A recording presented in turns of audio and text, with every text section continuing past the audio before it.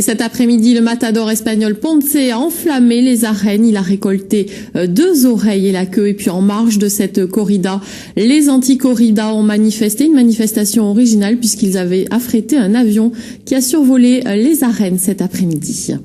On termine ce journal avec le 10e printemps de Bouze à Aucton, un jeu de mots en référence au printemps de Bourges qui situe assez bien l'esprit de ce rendez-vous peu conventionnel, un festival qui mélange les genres.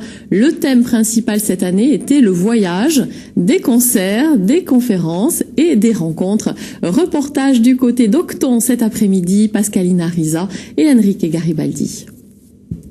Maman, papa, je suis désolé, je peux pas être un ours, je suis un écureuil. C'est l'histoire d'un homme qui vit dans les arbres depuis voilà 300-400 ans, même que tout le monde le croit, ici, à Aucton. J'aime beaucoup la verticalité, c'est un petit peu pour ça que j'ai choisi ce mode de vie, pour me rapprocher un peu des nuages, du soleil, de la lune, enfin. Mais la municipalité de là où vous vous trouvez, ils ne cherchent pas des discussions? Non, c'est dit qu'ils devaient chercher. Eux, ils ont pris ça en plaisanterie, mais vous l'avez fait pour de bon. J'ai pas le choix. Et voilà. Il vit vraiment dans l'arbre? Oui, ouais. Oui, c'est vrai. Ouais. Il est là depuis combien de temps? Je sais pas, il a dit 60 ans, mais il a même pas 30 ans. Je me suis posé dans ces 2 platanes jolies à Aucton et les gens comprennent assez bien ça.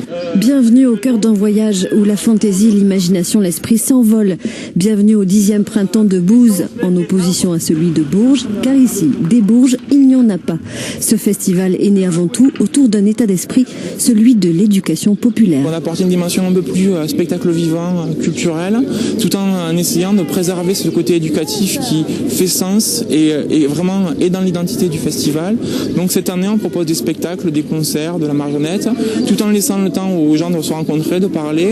Se parler, se rencontrer et même s'écrire sur ce lieu d'expression. On a souhaité faire un mur d'expression en fait. On trouve que c'était super important et super agréable. Chacun peut s'exprimer, enfants, grands, personnes âgées, acteurs, toute personne. Au bout du voyage, des librairies ambulantes, des spectacles de rue, dont celui-ci, les têtes de vainqueurs, qui se la jouent fortiche. Et vous l'avez peut-être suivi sur notre antenne cet après-midi, la finale de la Pro D2 opposée Dax à La Rochelle. C'est Dax qui s'est imposé 22-16. Dax qui remplace donc Narbonne l'année prochaine en top 14.